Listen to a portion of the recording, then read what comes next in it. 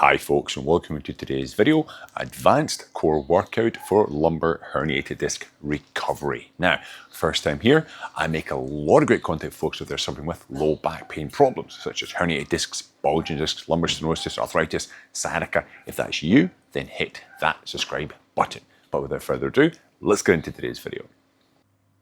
Hi folks, so today I'm going to be talking about an advanced core workout you can do if you're coming back from a herniated disc. Now, first time here, my name's Colin. I myself have had an L5-S1 herniation twice in my life, 20 years apart. I just recovered from the last time, which is 2024, and without surgery, amongst many other injuries from my body, knees, hips, neck, etc. I've come back without any surgery required. And I make a lot of great content for folks that are suffering with the same kind of problems, push it out there for free. I do free advice calls to get people back on the road to pain-free living who are suffering from these low back debilitating problems. Now, today I'm going to talk about advancing your core exercises. Why do you need to advance them? Well, when you start a program, okay, you'll be giving some basic exercises, maybe bird dog, maybe some planks, but to consistently make yourself stronger, like stabilize that lumbosacral area, you need to progress those exercises. You need to make them harder, okay, to force the body to adapt, to become stronger. Because if you just keep doing the same exercises 2, 3, 4, 5 times a week, okay, same intensity, same reps, same exercise, it's the law of diminishing returns. You know, once they'll become less effective as you go forward. You need to create stimulation on the body, which creates adaptation, which makes the body stronger. Now, of course, you should be doing, my opinion, is a more of a full body type of workout, but I like to incorporate some core workouts a couple of times a week as well, which really target that lumbosacral stability. So we're going to run through 5 advanced core exercises here today in this little routine for you guys, because the main thing with sort of low back pain recovery, herniated discs, sciatica, is creating that stability when you move of this lumbosacral region, okay? But don't neglect upper body, lower body work as well. I've got lots of videos on upper body, legs, etc. exercises as well, all right? So let's get right into this. So I'm sure most of you are all familiar with the plank exercise, okay? Typically given throughout rehabilitation, and we're just in this position here. Now, if you can hold that for a minute, 2 minutes, 3 minutes, right? How do you make it harder? Well, you could put some weight on your back here, which is a possibility, but you have to have somebody to put it on there for you, but at more sort of risk of injury, okay? You can drop your hips through, create some sort of facet bruising. So I much prefer to change it by just adjusting your hands and legs. So what we're going to do, we'll be down here like so, okay? Classic plank position, and then you're going to lift up your left hand and your right foot. So yes, it's opposite hand and foot. And maybe you hold that for 15, 20, 30 seconds, place it back down, stabilize, and then lift up the other side. And do the same 15, 20, 30 seconds on both sides. And then together, knees down carefully, and then rest. Take about 45, 60 seconds rest, okay? Then we can move on to another one. Now, that's making the plank harder. And it's more of a, there's not much dynamic movement with that. However, we can make that harder by moving on to, now, people have different names for it. Some people call this Commandos. I just call it plank push-up return, if you will. And that's basically going to be where you are here in your classic plank position once again. And then you're going to lift up into a push-up. So I'm going to take my left hand first, up, and then right hand up. And I'm going to try to brace my abs really tight, not let things swing around too much. Then I'll go back down opposite way, left down, right down. Okay, then I'm going to come up right first, left first. Then I'm going to go back down, left first, right first. Then come up on my left, up right. Okay, all the time, nice, strong, stable core. Make it a bit easier, you can put your feet a bit wider. That will make things a little bit easier, okay? And you can do that for time or repetitions. Just be very controlled. When you put the elbows down, make sure you've got a nice mat. You don't want to be banging your elbows onto the ground, with control as you place them down, okay? Now, obviously, we're working more the kind of frontal part of our abdominals here. We also have to work the sides as well. Run up and down the side here, the obliques, okay? Things like your quadratus lumborum muscle. And the classic exercise, of course, is the side plank, which is where we're here like so, on the edge of our feet, and we push up, right? How to make this harder? Again, you could put weight here, but what I like to do is just elevate that top leg out. And you can open the hand as well and hold. Now this does two things. Works the core a little bit harder.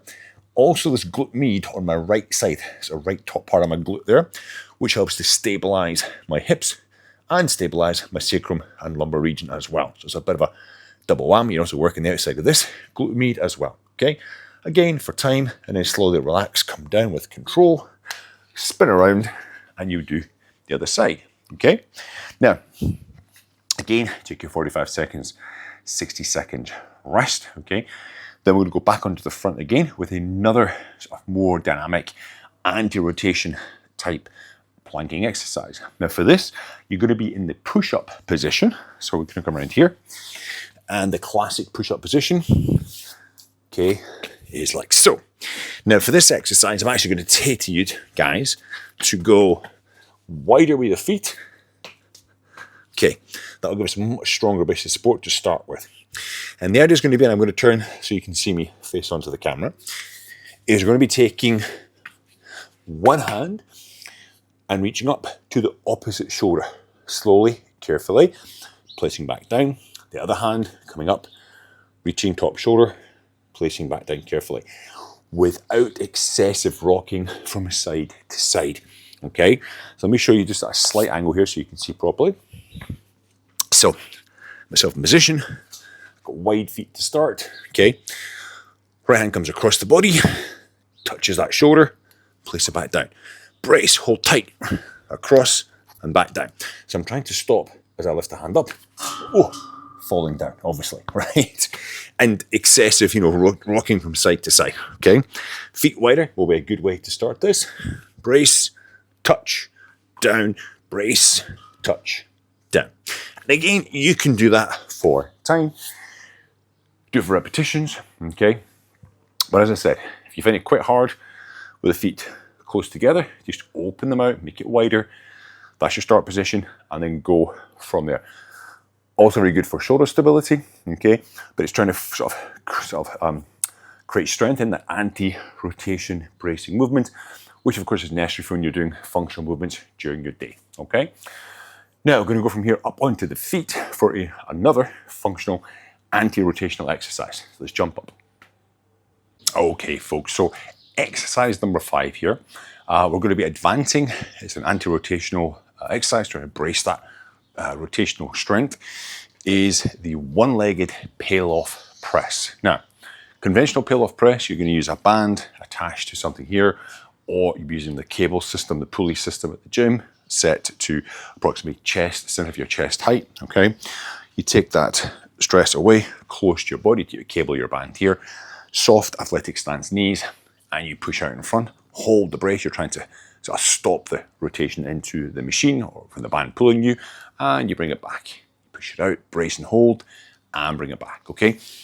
How do you make this harder? Well, yes, you can put more weight on here, but what I like to do is create a bit more instability through the hips, knees, ankles, which of course all play a part in the lumbosacral stability, stress going up into your lower back, and that is by doing it on one leg. Now you can choose, the easiest version is using the same side leg as where the band or cable system is attached to. So band is on my right here. I'm going to stand on my right leg first, okay? So I take the tension in here, I take my left leg, I lift it up a little bit, okay, brace everything, I push out, resist, and bring it back. Push out, and bring it back. Now, of course, I'm also working my foot muscles here, ankle, knee, hip, okay?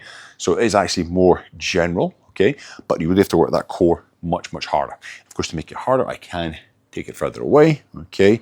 Back to my one leg again, bring that knee up, get the tension on, maintain the stability, and then I drive the arms out, brace, and bring it back. Arms out, brace, and bring it back. Now, I can use the other leg. I tend to find this is the harder version, okay? But what I find with most people is they tend to lean a lot onto that side, okay? And you get a bit of instability in the hips, like they're tilted over, okay? It's not a bad thing, all right? But I would say work with the leg leading to the machine or to your band first, okay? Do that for a few weeks, and then you could switch it to the other side. The other side's just the same. Support myself on the opposite leg, so now it's the leg away from the machine. Bring that tension in here, bring the leg up and you push out, resist, and you'll find there's a lot more sort of tension placed on the inner leg and the inner thigh because it's trying to resist getting pulled in like that. Again, it's not a bad thing, but it's definitely another level up from the same leg to the band or to the cable system. Okay, so that's the one-legged Pallof press. So guys, listen, there was 5 advanced core exercises to keep your herniated disc rehabilitation going strong, getting you stronger, getting you back to being pain-free. Now, if you've liked this content today, don't forget, of course, to subscribe for more great content to get you back on the road to recovery. Like and share, of course.